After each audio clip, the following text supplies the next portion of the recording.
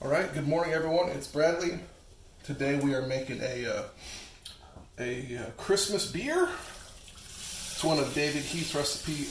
Like I said in a previous video, I enjoy his recipes, especially if it's something I'm not familiar with. It's definitely an awesome place to start if you can't find it elsewhere. And he gives his stuff out for free, so I take advantage. Whether you do or not is up to you. Everyone has their own opinion. So today we're doing a Christmas beer, 6-gallon batch. We're going to do a full sparge today. So I'm going to sparge with like 4.5 gallons of water. Roughly, there's roughly 6 gallons, or 6.8 gallons of water in the kettle. So that should get us where we need to go. So I'm going to keep on doing in here, and I'll check back once we're probably at the mash rest. So that's once I'm doughed in. Thanks for watching.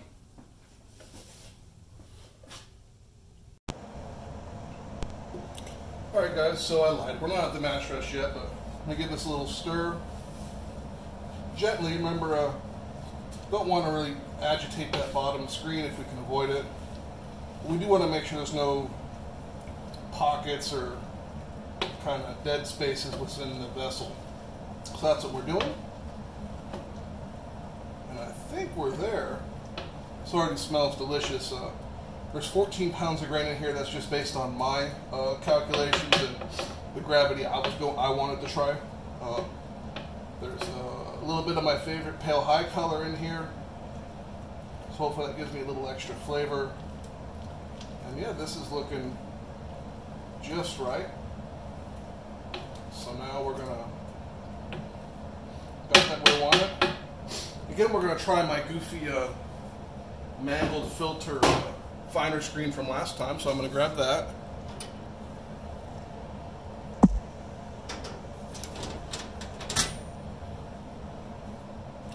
That guy's right here.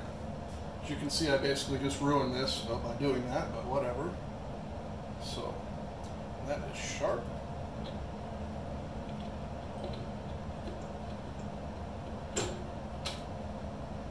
I meant to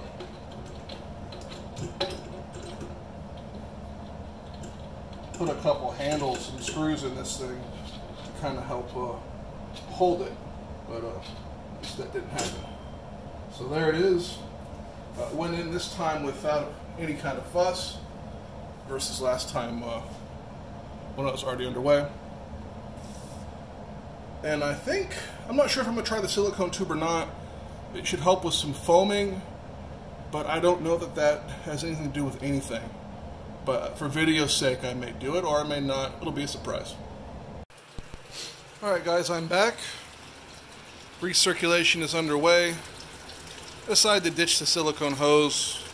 A little foam and a little splashing should be interesting.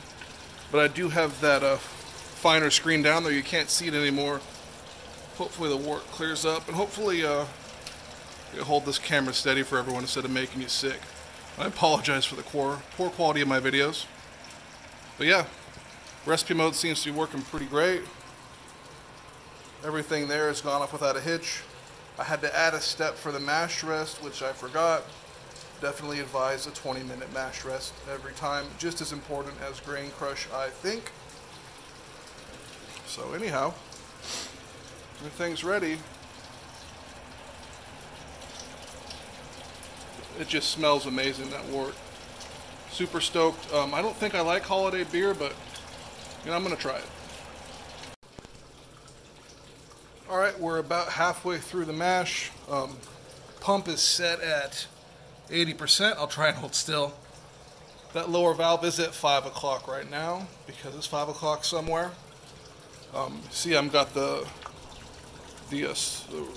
mash hat on. We're circulating around the inside of the kettle decently. Temperature's looking good. You know, I haven't had any movement again in the kind of water levels or any issues with fluctuation. I did actually decrease my grain crush to from 1.2 millimeters to 1.1, just trying to chase some efficiency. That's probably not recommended, but do it at your own risk. It's working out fine for me. Like I said, guys, I'm having zero issues so far. Maybe it's just my dumb luck. Maybe it's that top screen. I should probably do it without it and see if I have a lot of fluctuation, but it's moved, but it's just holding where it is.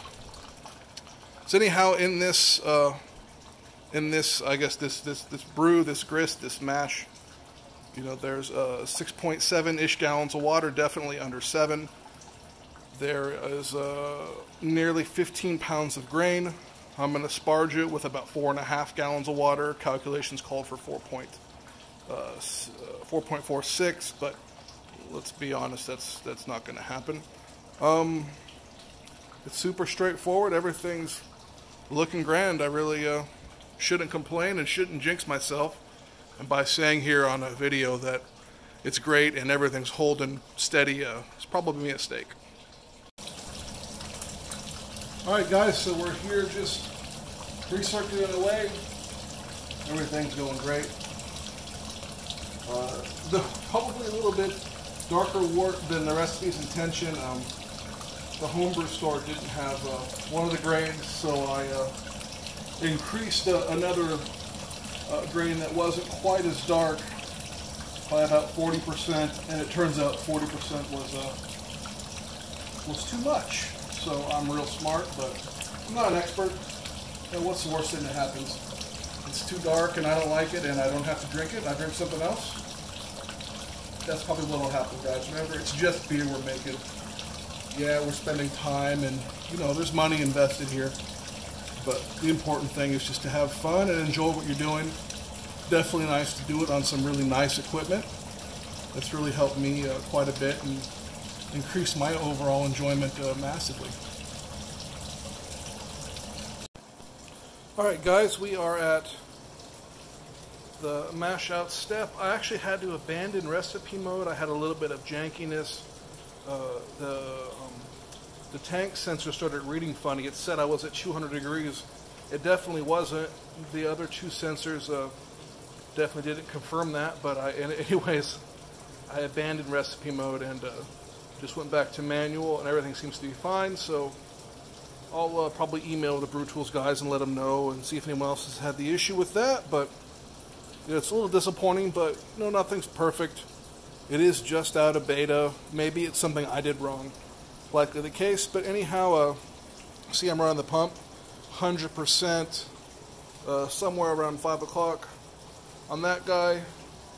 And yeah, we're just kind of really slowed down my recirculation a lot,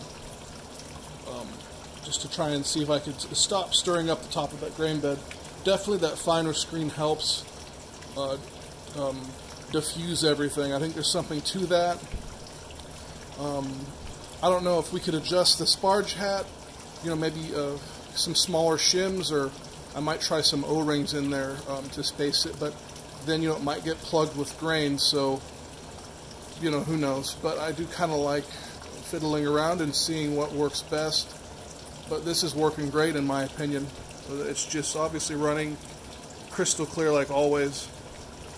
Even though this brew has definitely come out a little bit darker than the recipe's writer's intentions and even my own. But we shall see how it tastes in the end. If anyone wants to see like a tasting or my reactions to my own beers, you know, that could definitely be done. So we're about ready to start sparging here. The HLT is full and ready to go. Gotta love my shoddy paint work on that. Alright guys, we got everything hooked up, about ready to pull the malt pipe out. Everything looked great, came out really awesomely clear. So yeah, this thing is hooked up. I'm going to pull it up off camera because, again, I wish this, maybe I should wire up a switch that's not off and on. I could probably figure that out, maybe. Alright guys, we're all hooked up. So this is the position you want your valves if you're sparging. Probably a little more straight, that might be better. That doesn't matter. But yeah, that's it. We are sparging away. So that's it. Not nearly as much grain as last time, and I might have just run out of water. So good deal. Didn't take much. Alright guys, we're rapidly approaching the boil. A little over 9 gallons for this one. So that should be pretty dead on as far as my losses. Got my yeast already. Loki's warming up. Have to be a lot hotter for that to be happy. And then over here is the mash tun. Screen's out. I didn't knock it around too much when I lifted it, but minimal cavitation in that, as you can see. So the screen definitely kind of helps even out that that channeling and tunneling that happens with that that mash hat. Anyhow, hope that's helpful. I don't know if I advise ruining one of those screens, but I sure as hell did. Alright guys, I pulled off the steam hat, going for my 5-minute edition. An ounce of bitter and sweet orange peel each. I've found from experience that you want to use a hop spider when you're adding orange peel in the B80. I had my very first brew, really kind of slowed up the pump and everything, so I'm going to go a little bit longer than 5 minutes because I'm using this. Should be great. I'm also going to add in some cinnamon. I'm going to add that shortly hereafter because I don't want to be too cinnamony. That's just my palate. But anyhow, that's it. We're almost done. Another easy brew day. Got a fermenter I got to sanitize real quick because I kind of forgot. And I'll get back to you. Alright guys, here we are at the end of my Brewday Holiday Ale. Looking just so. A little bit cloudier than usual. But there's some cinnamon. I threw in some nutmeg and some other stuff in there. And who knows? Still, the wort tastes good. It smells amazing. To be determined if I'm going to enjoy it or not. Like I said, holiday beer really isn't my thing. But to each his own. Don't mind my paper towel mess there. You know, got aeration. Definitely a lot of bubbles going on. We'll peek inside. The placement of my hop spider. I thought if I put it by the intake that it might help kind of with debris, but maybe I should have put it in the center. Probably should have put it in the center, but you know, you don't know unless you try. So some ideas good, some ideas bad, but all in all, a successful day, very relaxing and enjoyable. Not that anyone gives a damn. So I'm gonna sign off for now. I hope you guys have a great week, and remember, home brewing is good. Thanks again. Bye bye.